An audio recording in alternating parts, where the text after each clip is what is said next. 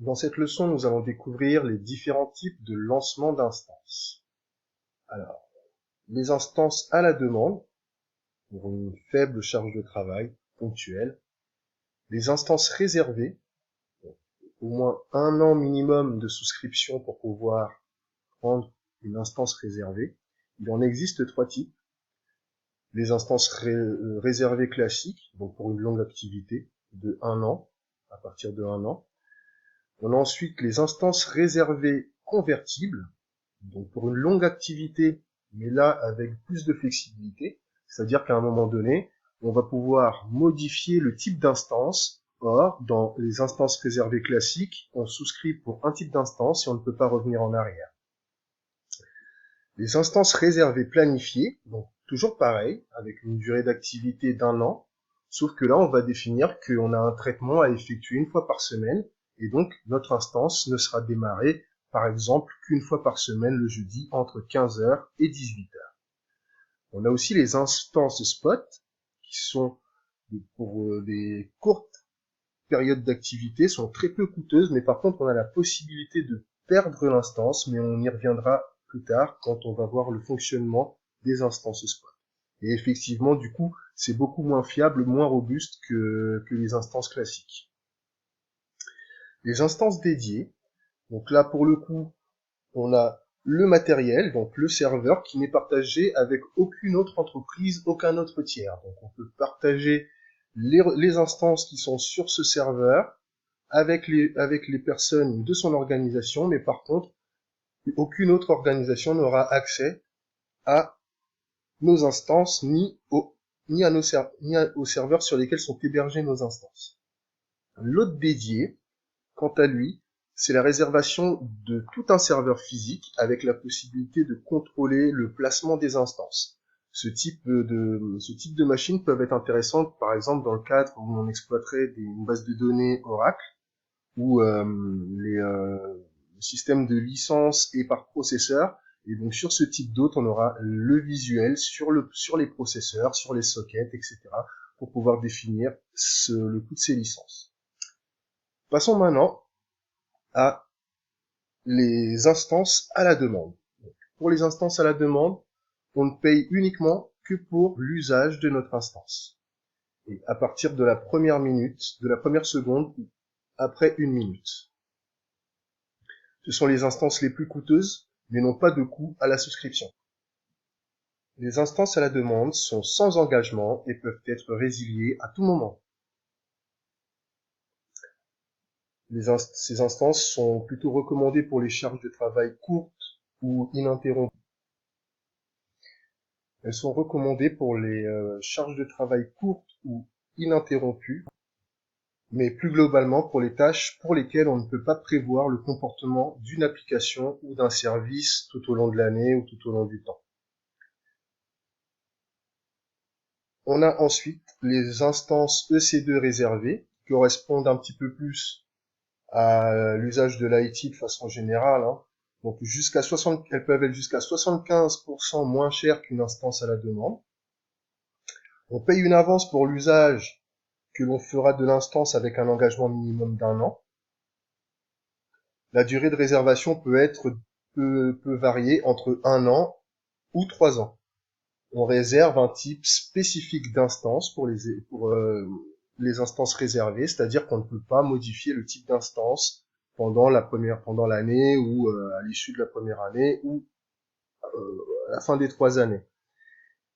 C'est idéal pour des applications qui évoluent peu.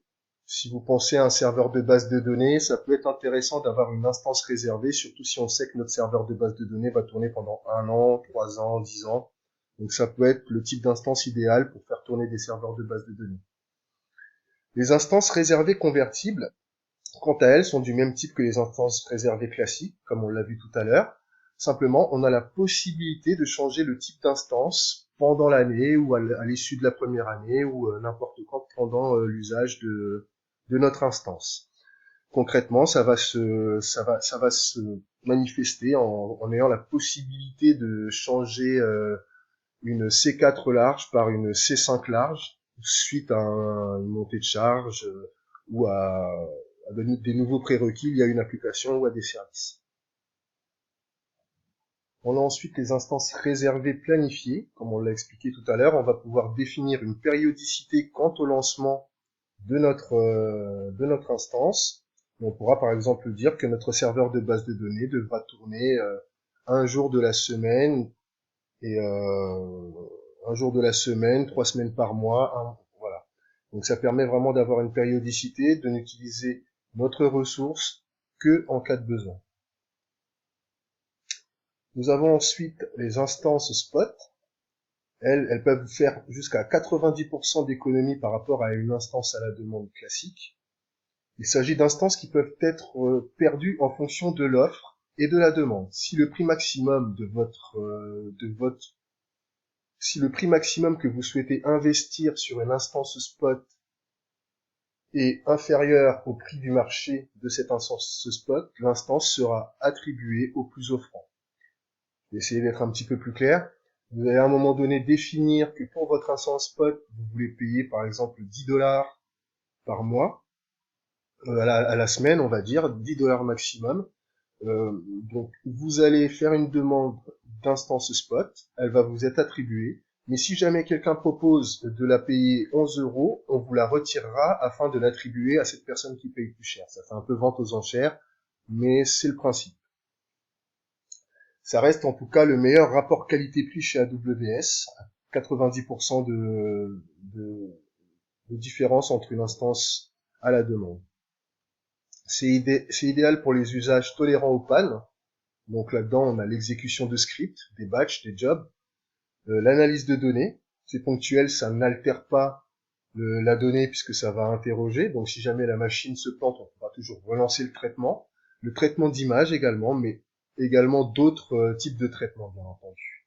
Ne convient pas de grosses charges de travail ou à un usage prolongé, étant donné qu'on peut perdre notre instance. Alors imaginons le cas d'une base de données, on pourrait également perdre le contenu de nos bases de données. Une bonne combinaison, ce seront des instances réservées comme base de l'infrastructure, plus des instances à la demande et des instances spot pour des tâches plus ponctuelles. Nous y reviendrons. Maintenant, les hôtes EC2 dédiés, les hôtes dédiés. Ces serveurs sont dédiés à votre usage personnel. Donc vous avez le contrôle total sur les instances EC2.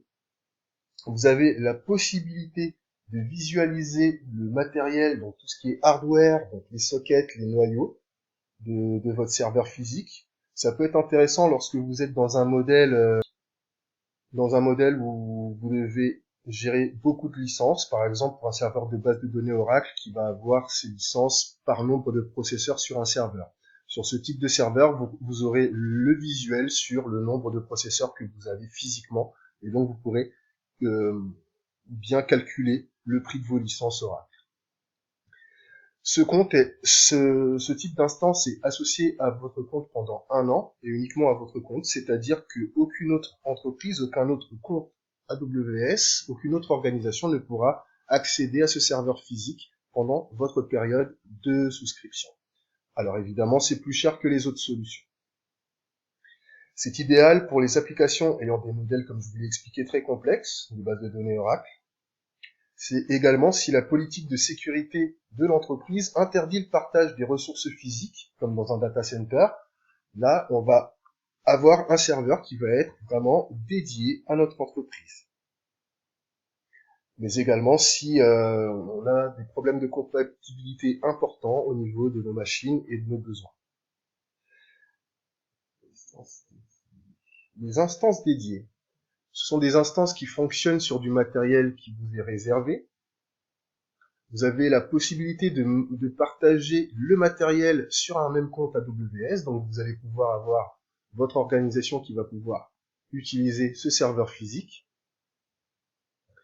Par contre, contrairement aux autres dédiés, on n'a pas la possibilité de déplacer les instances, on est obligé d'arrêter notre instance, de la déplacer dans une autre zone de disponibilité ou dans une autre zone, dans une autre région, pardon, pour pouvoir la déplacer. Et ensuite, il faut la redémarrer. Ici, vous avez quelques caractéristiques qui vont vous permettre de voir la différence entre les instances dédiées et les hôtes dédiés.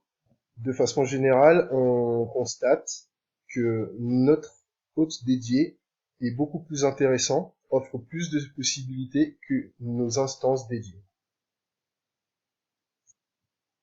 Comment choisir? Je vais choisir une instance à la demande si j'utilise mon instance de manière ponctuelle, et donc ça va me coûter assez cher. Je vais choisir une instance réservée si je prévois un usage prolongé, de 1 an voire plus. Je vais choisir une instance spot si le seul souci c'est que ça a un bon fonctionnement, je peux l'utiliser pour des besoins ponctuels. Par contre, si quelqu'un propose un prix plus élevé que celui que j'ai proposé lors de ma demande, je perdrai mon instance. Je vais choisir un autre dédié si j'ai des besoins réels d'avoir un serveur physique complet pour les besoins de mon activité. Ici, vous avez une grille tarifaire des différents types d'hôtes. Et donc, vous voyez ici, un hôte à la demande, ça va être 10 cents, alors que pour toutes les autres offres, on est largement en dessous, 90% moins cher pour les instances spot. Pour les instances réservées, on est à 0,062 $, 0,058 $ avec une avance de frais. Une instance réservée sur 36 mois, ce sera 0,043 $. Une instance réservée convertible sur 12 mois sans avance de frais, 0,71 et avec avance de frais, 0,64. Les instances réservées planifiées sont, elles, entre 5 et 10% moins chères qu'une instance à la demande classique. Et les hôtes dédiés sont, pour les hôtes dédiés, le prix est à la demande, puisque ça va dépendre du type de ressources que vous voulez, le nombre de processeurs, etc., etc. Un hôte dédié avec réservation sera 70% moins cher qu'une instance à la demande. Alors, on ne demande pas de connaître les chiffres par cœur, mais juste de savoir que en, en choisissant différents types d'offres, on peut faire plusieurs types d'économies. 90% pour l'instance spot, de 5 à 10% pour les instances réservées, etc. Nous verrons par la suite un petit peu plus en profondeur comment chacune de ces types d'instances fonctionne.